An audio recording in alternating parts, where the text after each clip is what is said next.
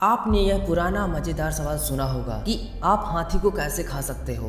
तो इसका जवाब है कि एक बार में एक एक निवाला को खाते हुए हम पूरे हाथी को खा सकते हैं। अब बताएं आप अपने सबसे बड़े और सबसे कठिन काम को आप कैसे कर सकते हैं। इसके कामों के लिए श्योर हो जाएगी कि आपको दिन भर में कौन कौन से कामों को कंप्लीट करना है। एक दूसरी बात, हर दिन 2 अतिरिक्त घंटे आपको काम करना है।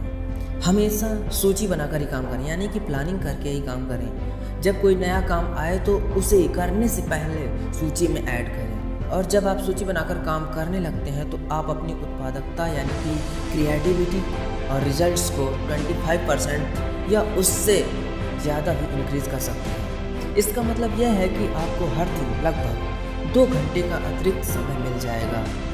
रात को ही अगले दिन की कार्य सूची बना लें और इस सूची में हर वह काम लिख लें जिसे आप अब तक पूरा नहीं कर पाए हैं। इसके अलावा वे काम भी लिख लें जो आपको अगले दिन करने हैं। एक रात पहले सूची बनाने से यह फ़ायदा होता है कि नींद में भी आपका मन, एक जो सबकॉन्शियस माइंड होता है उसके मन में एक कंटिन्यूसली चलने लगता है विचार, और जिसकी बदौलत आप अपना अनुमान से ज़्यादा तेज़ी से और अच्छे ढंग से कर सकते हैं, क्योंकि वह चीज़ें आपके दिमाग में बैठी हुई होती हैं। जैसे कि आपके दिमाग में बैठा हुआ होता है शर्ट की बटन लगाना, तो आपको शर्ट की बटन लगाने के लिए बिना देखे भी आप लगा लेते हो। उसी प्रकार से जब आप कोई बात को सबकॉन्शियस माइंड में बैठा लेते हो तो उसके लिए फिर आपको बहुत ज़्यादा मेहनत नहीं करनी पड़ती, वह काम ऑटोमेटिकली कंप्लीट होने लगता है। अब तीसरी बात, अलग अलग उद्देश्यों के लिए अलग अलग सूची बनानी चाहिए। सबसे पहले तो आपको एक मास्टर लिस्ट बनानी चाहिए। अपने मन में आने वाली हर वह चीज़ लिख लें जिससे आप भविष्य में कभी करना चाहते हैं। यह वह जगह है जहां आप आने वाले हर नए विचार, काम या जिम्मेदारी को लिखते हैं।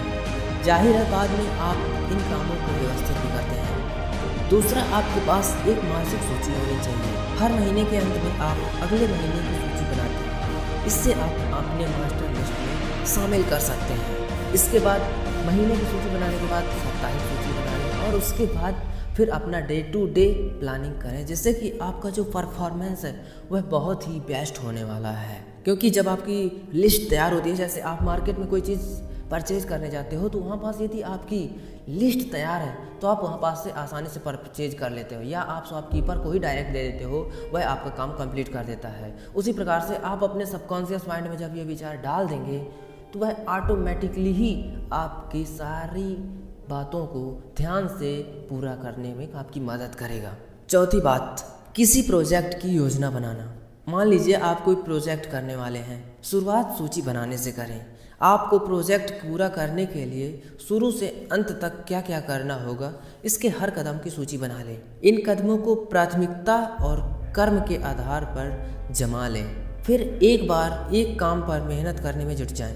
इस तरीके से आप इतना ज़्यादा काम कर लेंगे कि आप खुद हैरान हो जाएंगे, क्योंकि आपके पास एम क्लियर है। आपको कितना कब काम करना है वो आपका क्लियर है। जब आप छोटे छोटे एम को पूरा कर लेते हो तो आपका बड़ा एम भी ऑटोमेटिकली ही पूरा होने लगता है, क्योंकि आपके सबकॉन्शियस माइंड में ये सारी चीज़ें बैठ चुकी होती हैं। और सबकॉन्शियस माइंड में जो चीज़ बैठ जाती है वह फिर ऑटोमेटिकली ही हमारे ऊपर वर्क करती है। जैसे कि अगर हमारी आदत बन गई गाना सुनना, तो इसका मतलब है वह हमारे सबकॉन्शियस माइंड में बैठ गई, और अगर वह बैठ गई तो आपको पता भी नहीं लगेगा, आप गाना सुनने लगेंगे और आपको पता भी नहीं चलेगा आपने कब चालू किया।